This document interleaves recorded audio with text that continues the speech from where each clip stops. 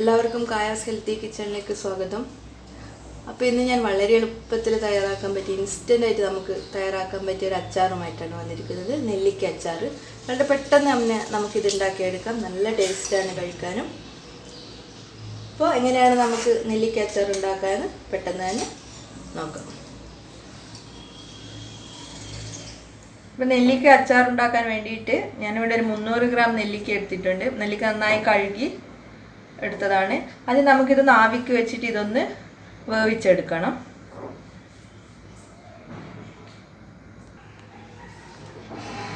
അപ്പം ഞാനിതിങ്ങനെ ഒരു ആവിപാത്രത്തിൽ ഇങ്ങനെ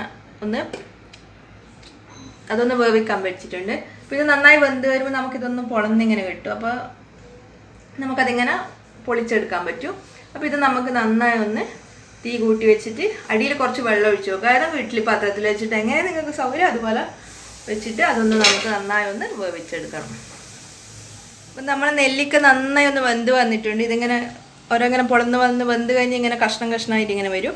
അപ്പോൾ ഇത് നന്നായി തണിഞ്ഞതിന് ശേഷം നമുക്കിങ്ങനെ ചെറിയ ചെറിയ കഷ്ണങ്ങളാക്കി ഇങ്ങനെ അടർത്തി എടുക്കുമ്പോൾ തന്നെ അത് കിട്ടും. ഇത് നന്നായി തണിഞ്ഞതിന് ശേഷം മാത്രമേ നമ്മൾ ഇതൊന്ന് പൊളിച്ച് നോക്കാൻ പാടുള്ളൂ. പിന്നെ ഇതിൻ്റെ അടിയിലത്തെ വെള്ളം കളയൊന്നും വേണ്ട. അത് നമുക്ക് ഈ അച്ചാറാക്കുമ്പോൾ അതിൽ ചേർത്ത് കൊടുക്കാം. പിന്നെ നന്നായി തണിഞ്ഞതിന് ശേഷം നമുക്ക് ബാക്കി റെഡിയാക്കാം.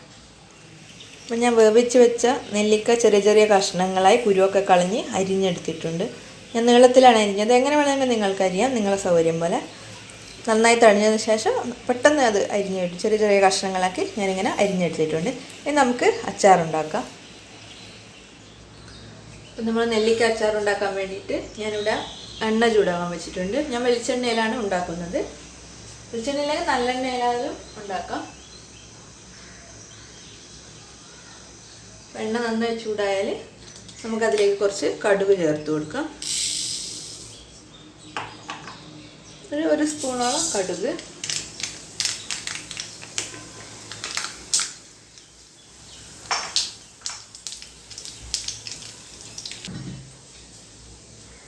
ഇപ്പോൾ കടുക് നന്നായി പൊട്ടിയിട്ടുണ്ട്. ഇനി അതിൽ നമുക്ക് ഉണക്കമുളക് ചെറിയ അങ്ങനെ ഒന്ന് കഷ്ണങ്ങളാക്കി ഞാൻ 2 എണ്ണമാണ് ചേർത്ത് കൊടുക്കുന്നത്. ഒന്ന് പൊട്ടിച്ചിട്ട് ചേർത്ത് കൊടുക്കാം.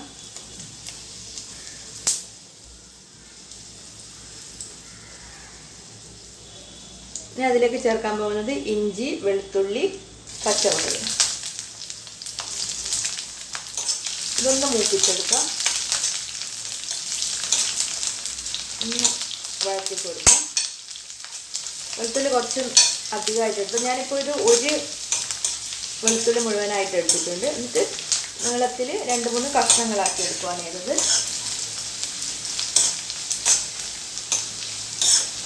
നമുക്കിതൊന്ന് വെളുത്തുള്ളിൻ്റെ പച്ചക്കുത്തൊക്കെ മാറുന്നത് വരെ ഒന്ന് ഇളക്കി കൊടുക്കാം. ഒന്ന് കളർ മാറി തുടങ്ങുമ്പോൾ നമുക്കിതിൽ പൊടികൾ ചേർത്ത് കൊടുക്കാം.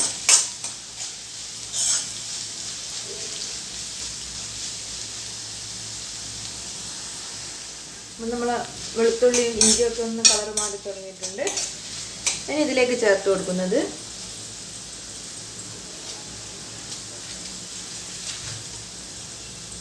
ഒരു 1/2 സ്പൂൺ ഉലുവ ഒന്ന് ചൂടാക്കി പൊടിച്ചതാണ്.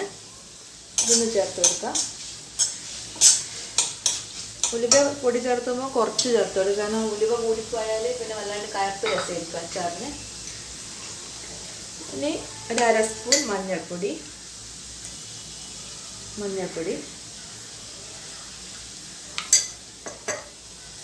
പിന്നെ മുളക് പൊടിയാണ്. മുളക് പൊടി നമുക്ക് എരിവിനനുസരിച്ച് ചേർത്ത് കൊടുക്കാം. ഞാൻ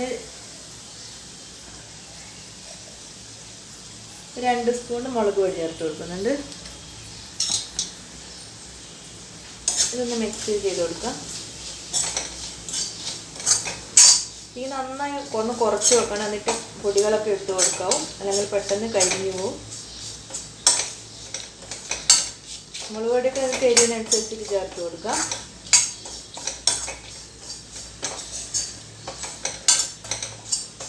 നിങ്ങൾക്ക് എണ്ണ കുറവാണെന്ന് തോന്നുന്നുണ്ടെങ്കിൽ കുറച്ച് എണ്ണ ഒഴിച്ച് കൊടുക്കുക.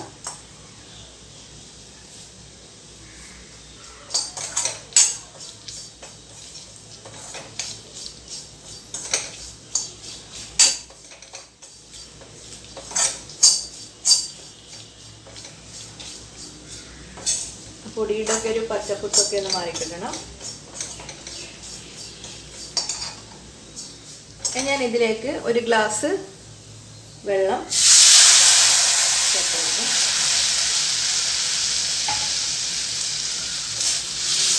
നന്നായി ഒന്ന് തിളപ്പിക്കാം.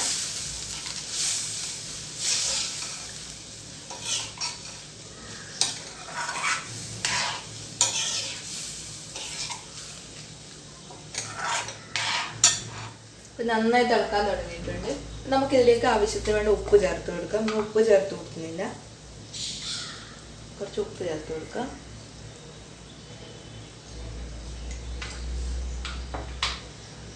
പിന്നെ ഒരു 1/4 ടീസ്പൂൺ കായപ്പൊടി കായം ചേർത്ത് കൊടുക്കാം.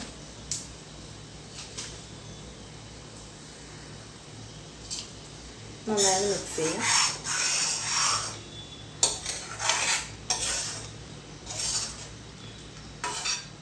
ഇനി ഇതിലേക്ക് നമ്മൾ ചേർക്കാൻ പോകുന്നത് വിനാഗിരിയാണ്. ഞാനൊരു 1/4 ഗ്ലാസ് വിനാഗിരി ചേർത്ത് കൊടുക്കുന്നുണ്ട്. പിന്നെ നോക്കിയിട്ട് കുറവാണെങ്കിൽ പിന്നെ ചേർത്ത് കൊടുക്കാം.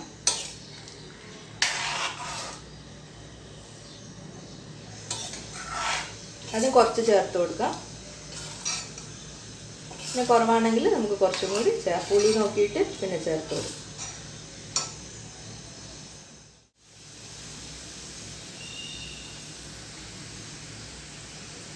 നന്നായി തിളക്കാൻ തുടങ്ങിയിട്ടുണ്ട്. അപ്പോൾ നിങ്ങൾ ഈ സമയത്ത് ഒന്ന് ഉപ്പും പുളിയൊക്കെ ഒന്ന് നോക്കുക. അപ്പോൾ കുറവാണെങ്കിൽ ഉപ്പ് ചേർത്ത് കൊടുക്കുക. പുളി കുറവാണെങ്കിൽ കുറച്ചും കൂടി ഒന്ന് വിനാഗിരി ചേർത്ത് കൊടുക്കുക. ഇപ്പോൾ ഞാൻ കുറച്ച് ഉപ്പ് കുറവായതുകൊണ്ട് കുറച്ച് ഉപ്പ് ചേർത്ത് കൊടുക്കുന്നുണ്ട്. കുറച്ചും കൂടി ഉപ്പ്. വിനീഗിരി ഞാൻ ചേർത്ത് കൊടുക്കുന്നില്ല, അത്യാവശ്യം നല്ല പുളിയുണ്ട്.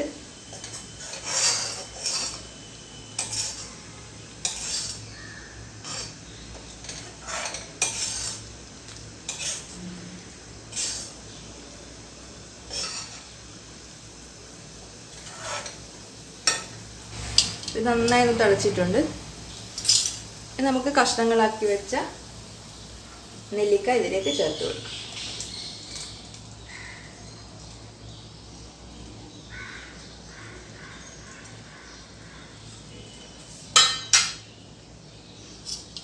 ഇത് നന്നായി ഒന്ന് മിക്സ് ചെയ്ത് കൊടുക്കാം.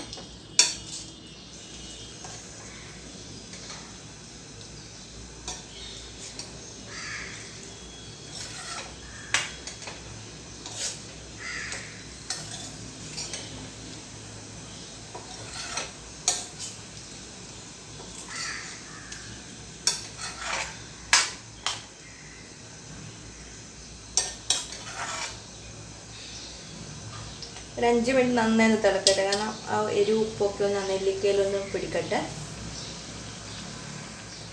നമ്മളെ നെല്ലിക്ക അച്ചാർ റെഡി ആയിട്ടുണ്ട്. നന്നായി തിളച്ചിട്ടുണ്ട്. നമ്മളെ ഗ്രേവിയൊക്കെ ഒന്ന് തിക്കായി വന്നിട്ടുണ്ട്. നമുക്ക് തീ ഓഫ് ചെയ്ത് കൊടുക്കാം. ഇത് നന്നായി തണിഞ്ഞതിന് ശേഷം നമ്മൾ നനവൊന്നും ഇല്ലാത്ത കുപ്പിയിലാക്കിയിട്ട് അടച്ചു വെക്കാം. ഇത് ഫ്രിഡ്ജിൽ വെച്ചാൽ എത്ര കാലം വേണമെങ്കിലും നമുക്കിത് ഉപയോഗിക്കാം. പിന്നെ ഒരിക്കലും നനഞ്ഞ സ്പൂണ് കൊണ്ടൊന്നും കുപ്പിയിൽ നിന്ന് എടുക്കരുത്. അപ്പോൾ പെട്ടെന്ന് അതൊന്ന് കാറിപ്പോവും. നനഞ്ഞ സ്പൂണ് കൊണ്ട് ഒരിക്കലും എടുക്കാൻ പാടില്ല. നല്ല ഉണങ്ങിയ സ്പൂൺ ഉപയോഗിച്ചിട്ട് അച്ചാർ എടുക്കാൻ പാടുള്ളൂ. വളരെ എളുപ്പത്തിൽ നമുക്ക് ഇൻസ്റ്റൻ്റ് ആയിട്ട് പെട്ടെന്ന് തന്നെ ഉണ്ടാക്കിയെടുക്കാൻ പറ്റും. അപ്പോൾ ഇതൊന്ന് തണിയുമ്പോൾ ഒന്നും കൂടി നന്നായി തിക്കാവും. അപ്പോൾ നിങ്ങൾക്ക് അച്ചാറിൽ വെള്ളം കുറവാണെന്ന് തോന്നുകയാണെങ്കിൽ കുറച്ച് വെള്ളം ഒന്ന് തിളപ്പിച്ചിട്ട് നന്നായി തണിഞ്ഞതിന് ശേഷം അതിൽ ഒഴിച്ചു കൊടുക്കുക. ഒരിക്കലും പച്ചവെള്ളം ഒഴിച്ചു കൊടുക്കരുത്. നന്നായി തിളപ്പിച്ച് തണിഞ്ഞതിന് ശേഷം മാത്രം അതിൽ വെള്ളം ഒഴിച്ചു കൊടുക്കുക. അപ്പോൾ ഇത് ഇരിക്കും തോറും നല്ല അതിൻ്റെ നെല്ലിക്കയുടെ ഒക്കെ നന്നായി അതിൻ്റെ എരിവൊക്കെ പിടിച്ചോളും. അപ്പോൾ ഇനി മറ്റൊരു വീഡിയോയുമായി വീണ്ടും കാണാം. വീഡിയോ ഇഷ്ടമായെങ്കിൽ ലൈക്ക് ചെയ്യുക, സബ്സ്ക്രൈബ് ചെയ്യുക.